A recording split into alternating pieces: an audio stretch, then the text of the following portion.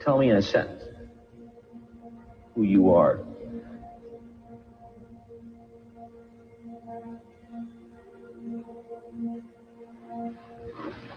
Nobody.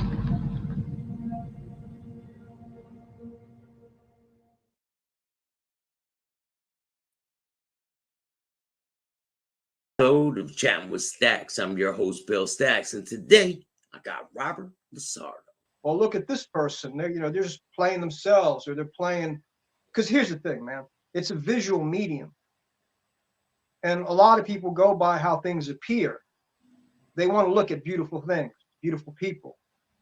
It doesn't matter what form the person takes, but it's important to recognize that if you look way back into the golden age of Hollywood, even then, they put people in front of the camera they felt that the people would find appealing visually, even in silent movie pictures, there weren't any talking. So it was how you looked. And I think it's important to remember how you appear.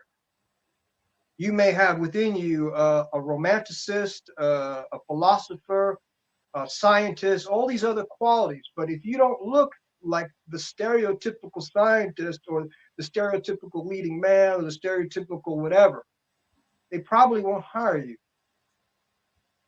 Yeah. Unless there's a push to hire because of an agenda. And that makes sense. There's nothing wrong with that. I get it. But I'm just saying, there's a lot of things variables that go into this, man, in terms of why they cast who they cast. And people, I don't think, really get that. Some do, some don't. If you've been in the industry long enough, you start to see a pattern over time. And you either roll with it or you roll against it, Doesn't mean you have to become a homunculus and become, moronic. You can still, they may control what you say. They can't control what you think. So when you have opportunities to perform, you can demonstrate to the best of your ability within the limitations of the writing, something greater than what they've created for you in the way you perform. They can't limit you. Only you limit you. So what was it like to get out of the military and your first role that you took getting out of the military? What was it like to have your first acting job? Well, Bill, the first, I tell you, it was surreal, man. It was surreal. I got an offer after multiple auditions and callbacks for a studio movie, Warner Brothers film, entitled Moving, starring Richard Pryor, Dana Carvey, Randy Quaid, Rodney Dangerfield. I mean, I should go on the list of, iconic celebrities from back in the day. And I was beside myself when I got the call from my agent that I was going to Hollywood. But it was a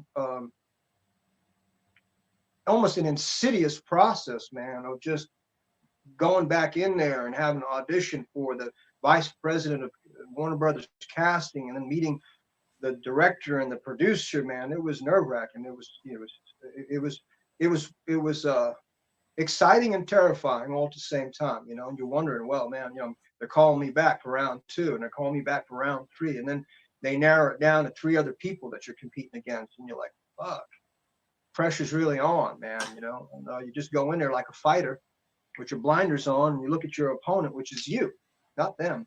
You have to you have to get over your fear, or embrace the fear and move through it with conviction, and hope that all the work you've done will resonate in those who observe and judge you.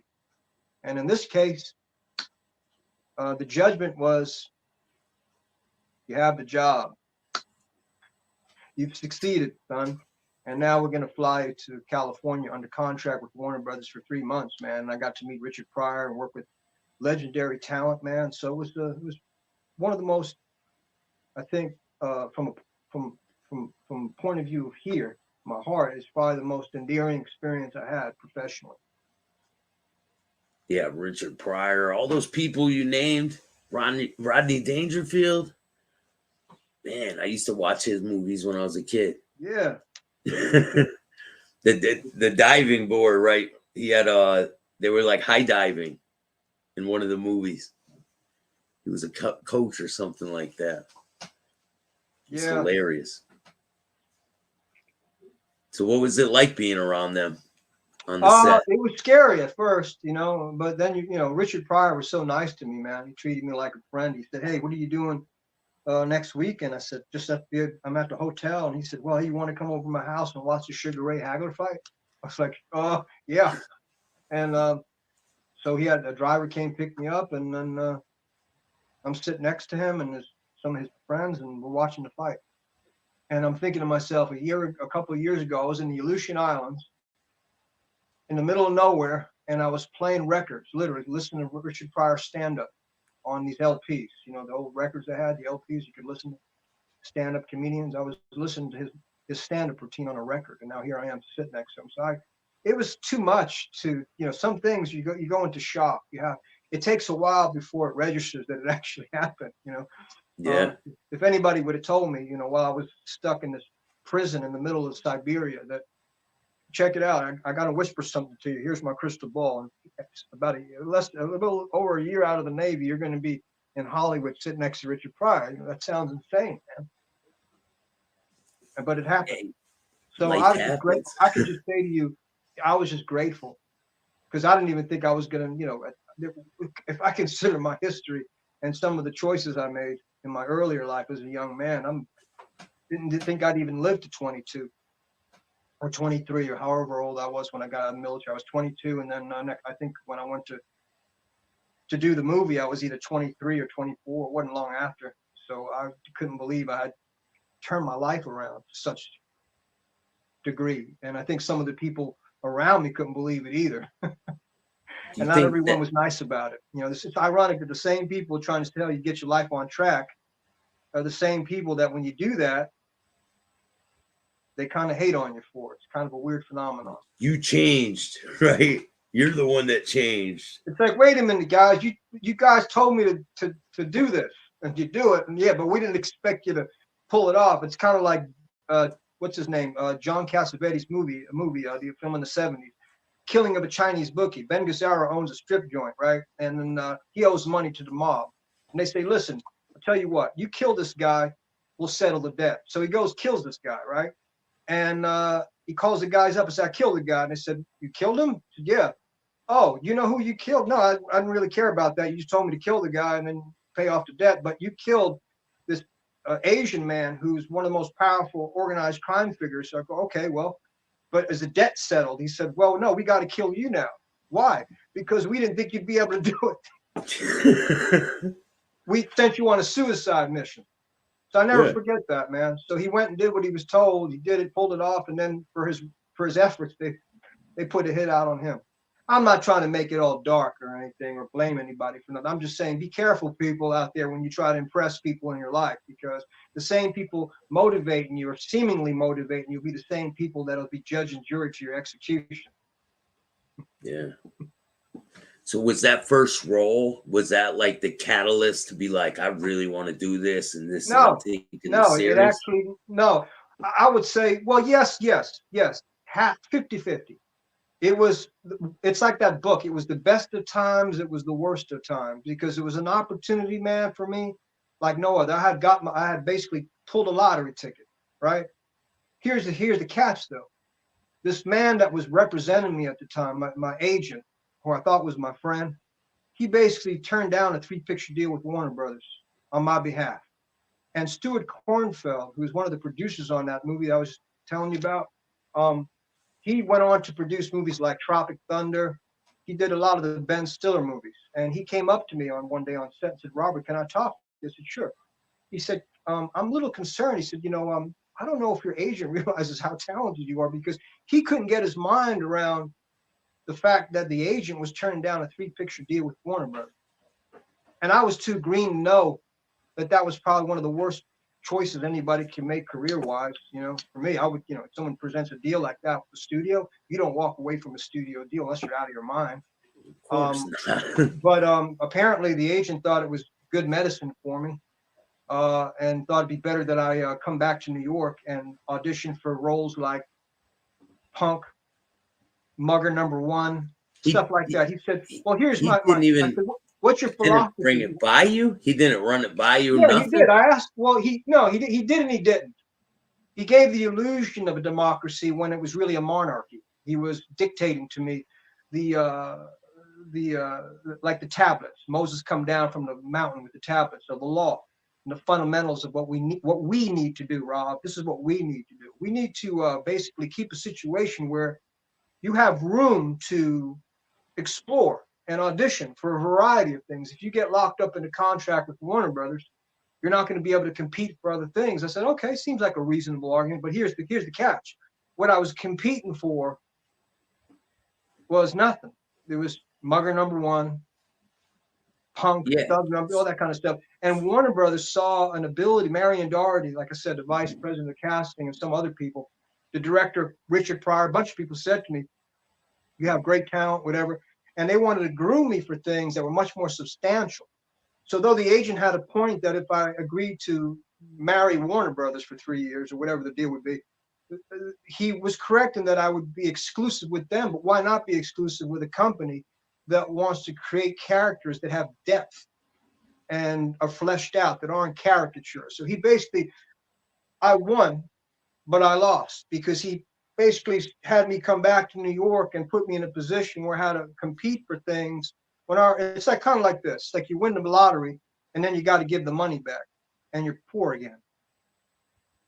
That's what it felt like, because I'm standing on the corner in New York going, what happened to the Hollywood thing? I was just in Hollywood working with movie stars. Warner Brothers saw me and said, hey, we want to give him a 3-picture deal. Agent goes, I don't know. And then next thing you know, the deal poof goes away because he said no twice. Because Stuart Kornfeld wasn't the first time. He came up to me 2 times because he was at a desperate attempt, because he saw the ruination of an opportunity and he didn't want me to mess up. But I didn't have any, I was green, man. I didn't know.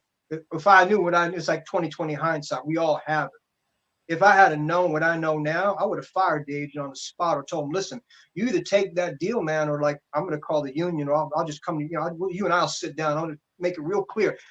You work for me. I don't work for you, man. I like you, but we ain't friends, especially if you're trying to put me in the grave, man, by sending me back to a place that has trigger points where I'm going to get back into trouble. I'm going to be on the corner. Ironically, he saw me one day, the agent, and said to me, hey, Rob, get off the corner. I said, hey, man, you put me back here. You put me back here, man. But it's cool. Like, you got to get over things. It didn't stop me. So to answer your question, it was a catalyst to motivate me, even though I won the fight and lost the fight. You win a fight, you've seen fights where you go, hey, he won, but they give the decision to somebody else. So I lost the fight, but I didn't lose my determination to survive, because what I came away with is that the memory of all the positive things that were said to me while I was in LA working on that movie set. I never forgot any of that stuff. And I used that as my holy grail, as my faith and conviction to continue on in a journey that was made much harder for me because of people in power that they thought they knew what was best for me. So I just kept fighting.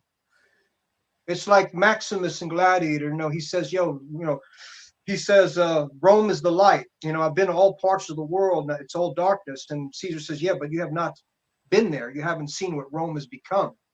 So despite the hypocrisy and the corruption of people doing business on my behalf, I kept the faith of a belief like Maximus to support the glory of something that meant the world to me, regardless of the people around me. If they were corrupt or lying or making decisions that had me lose the fight, I'd still keep fighting. You have to. If you really love something, you have no choice. It doesn't matter what people are doing around you. You just keep fighting. there's probably an actor out there watching this right now who may be dealing with similar situations. What would be your advice to an actor that's watching right now who's in a situation where he's trapped with his agent and he doesn't know what to do?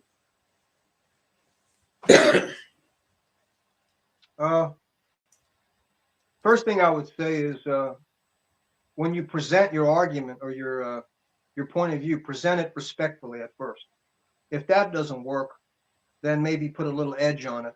But I would say always question the authority of people that say they have your best interest in mind, and to make sure if in fact they really do and they're doing the work that's necessary to assist you rather than harm you.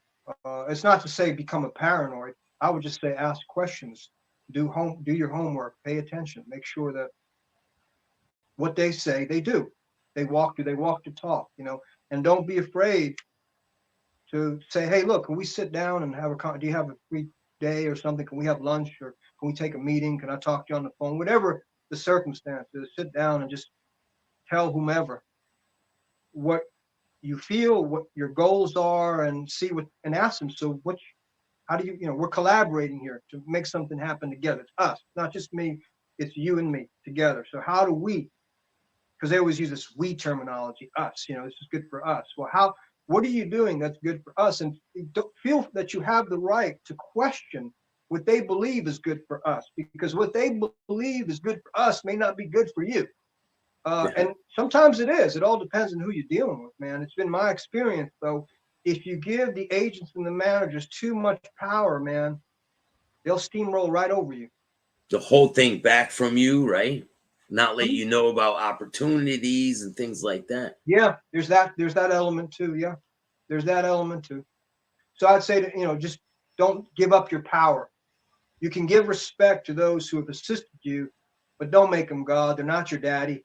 They're not your protector. It's just business. Don't lose sight of the business. Some people tend to romanticize some of these relationships, say, well, he's my friend, she's my friend. And maybe there are these, you know, rare cases where people have relationships like that. I don't know what that's like. I have a manager now, Charles Lago, who's very kind to me and put up with a lot of my PTSD because of things I've been through. So he's very understanding and gives me a lot of leg room to be who I am. So, but it's only taken, you know, almost 4 decades to finally be with somebody who allowed me that. I was not always in that position.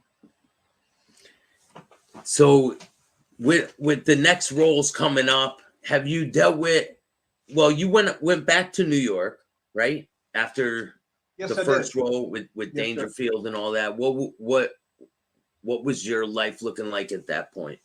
A lot of auditions and then no auditions. A lot of too much free time, but then auditions. And then got a couple of local jobs, you know, in New York, working on some movies. So that was inspiring, kept me going. And then I decided one day that I was going to go back to California. So I left California and I started auditioning out there, and I started getting work right away out there, man. And then I went on one audition when I was out there, and I met Steven Seagal. And he hired me for a film called Hard to Kill. And then we developed a relationship. He took a liking to me, and then he put me in his other movie, Out for Justice. So I saw, once I went back out there, the possibilities, man. Big pond out there. That's the big pond, and New York was the little pond, you know. And and it came a time where that agent that I was still working with, because I was ignorant, he moved out there finally, and then you know, set up shop and stuff. So I just gravitated toward California and I stayed out there more. And New York got further and further away from me because there was so much more opportunity in California. It's a big change to go from New York to LA full time and not know anybody really. I mean, you knew some people from doing the other film though, right? Before you went there. Yeah, it was tough. No, it's shocking, man. Any kind of a transition like that is like death. You have to die to the old life and be born again into the new. So it was hard at first, but then what I came away with was that things were changing, and this idea of home never really existed. It was an illusion. It was illusory. It doesn't last long. It transitions. Nothing lasts. Everything changes.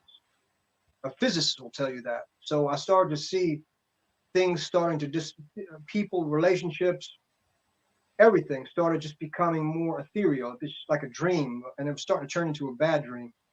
And there was nothing really holding me there anymore. So when you get out to LA, is there any experiences that stand out in your mind once you get out there? Yeah, like anything, there's a duality, man. There was real good experience, positive, and then there was negative. The positive was that, like I said, I was getting work. I was on a series about nurses in Vietnam called China Beach, starring Dana Delaney, I think her name was. I can't remember. But I did a series that there was a lot of opportunities to get on set and do television, and I was in, that was positive. I started to learn that apparatus, how to be comfortable in front of the camera, and I just kept, fine tuning and, I guess, the ability that I had times the mechanism. So that was positive, getting work and people, I wouldn't say validating me, but every time you got a job, it proved, it was for yourself. It secured the notion that you're on the right track, regardless of what people were telling you, which brings me to the other side of things.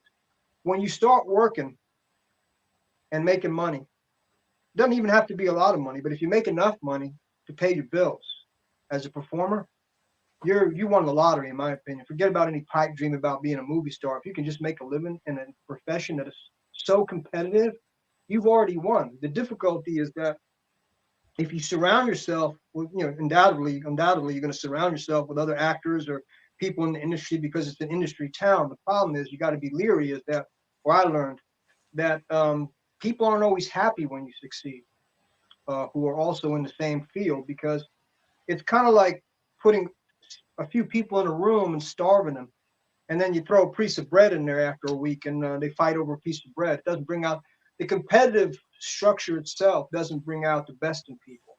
Only one of them gets it, right? Only one of them gets the bread. Well, by its nature, it's not a collaborative effort. It's not a team sport. It's a track and field event. It's everyone for himself. So what I came away with is people would call me, "Hey, Robert, you working?" They wouldn't ask me how I was doing. They just want to know if I was working. It was always, it might be, "Hey, Robert, how are you?" "Good." "So what have you been up to? You been working?" "Yeah." I'd be like, "Yeah, I just booked something." "Yeah, what is it?" So they pull out the measuring stick on me. They'd be like, "Well, what is it? So the measuring stick is, is it good? How big is it? And what's it worth?" In other words, is it a good role? Which I could never understand that question. To me, to get any role is a good role. It means you got a job, and it steers you away from having to hand out flyers on Sunset Boulevard. You won. But so I never understood, because I come from a world of no pretense, because I grew up in poverty in the project. So I couldn't get my mind around the people that were turning into bankers on me and evaluating like a math equation the victory of getting a job. Couldn't understand how you can evaluate a job. When a friend of mine would say, "Hey, I got a job," I'd say, "Hey, man, congratulations. Happy for you, man.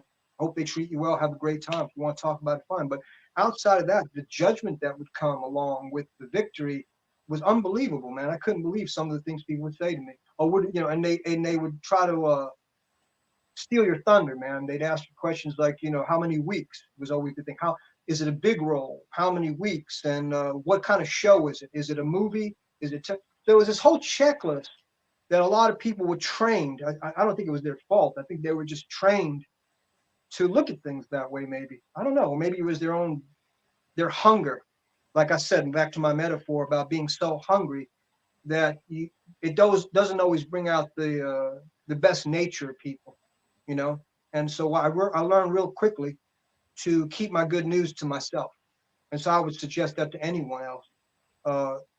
If something happens that's positive, share it with a couple of people who know you really got your back, maybe your loved ones, whoever that is.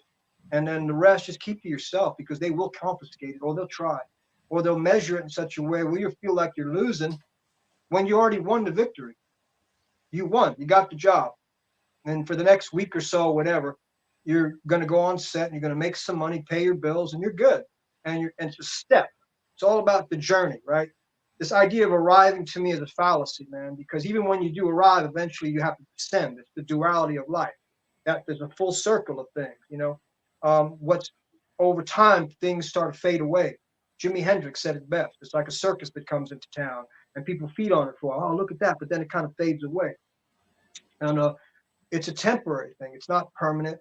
I don't think you become immortal. I don't believe in any of that. There's different cycles of your career where maybe at one point in your career you're more noticeable, others you're not, but that doesn't mean you're irrelevant as an artist. You're still an artist in your core.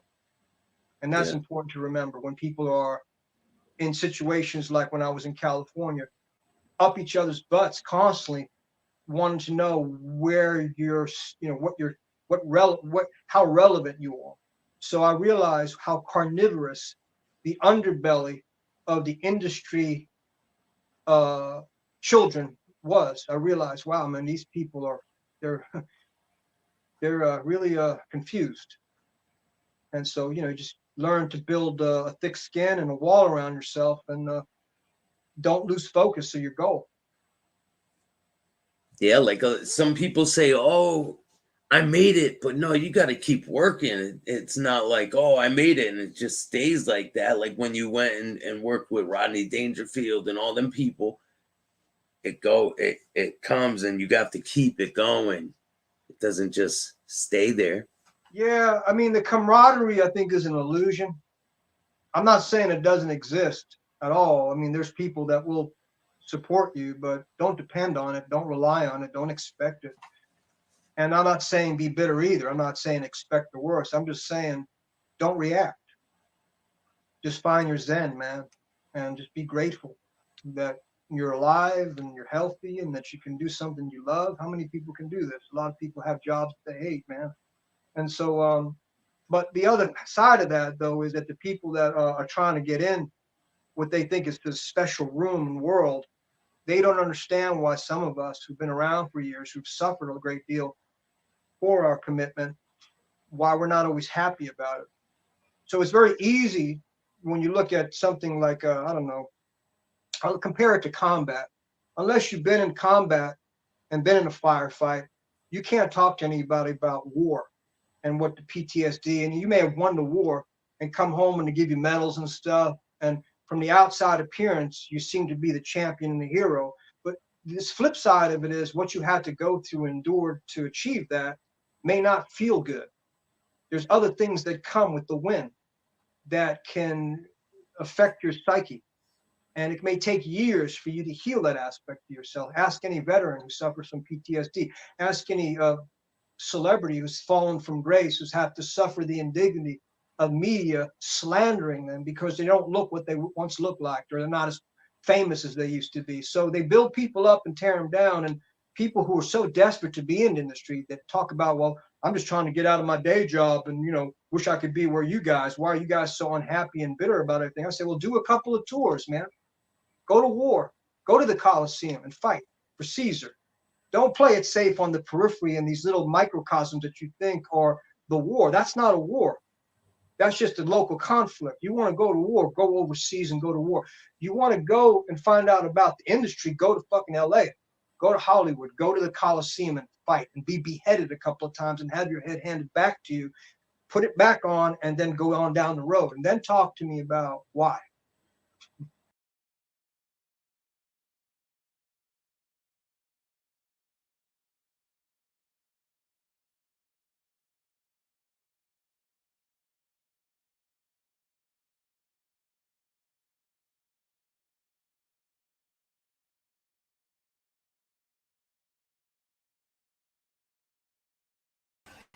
What's up, everybody? Maureen, how are you? Tom, what's up? Bello, how are you? Tracy, how's everyone doing tonight? I appreciate you taking the time to watch my show.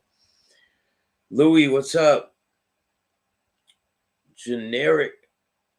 Cindy, how are you? Ken Kniff from Connecticut. What's going on? So I hope you guys like that show. There's one more part to this interview, and I'll be dropping that probably sometime this week coming up. And I got interviews I'm going to be dropping this week with a bunch of different people. I got one with Louis the Lion. I know you guys been anticipating that one. Louis the Lion, shout out to him. You guys will see that interview soon. And I got a bunch coming. Don't miss Mr. Anthony Ramundi tomorrow at 3 o'clock. He's back.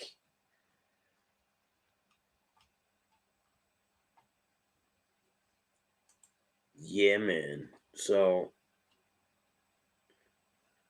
just make sure you guys stick around. It's going to get good. And if you want, donate to the channel. Cash App, Bill Staxx 2021. All the money that gets donated to the channel goes right back into it. Content. I'm trying to do a bunch of things, but I need funding for it. So if you guys want to help me out, you can donate through Cash App, Venmo, PayPal. The links are in the description of this video. Or you can go into the About section, and all the links are there. And I'm going to be taking things to another level. I got a bunch of new guests that are going to be joining me. And I'm going on a major platform this week. I'm going on someone else's podcast. And I'll let you guys know after it gets done, because I hate to tell people things before it gets finished.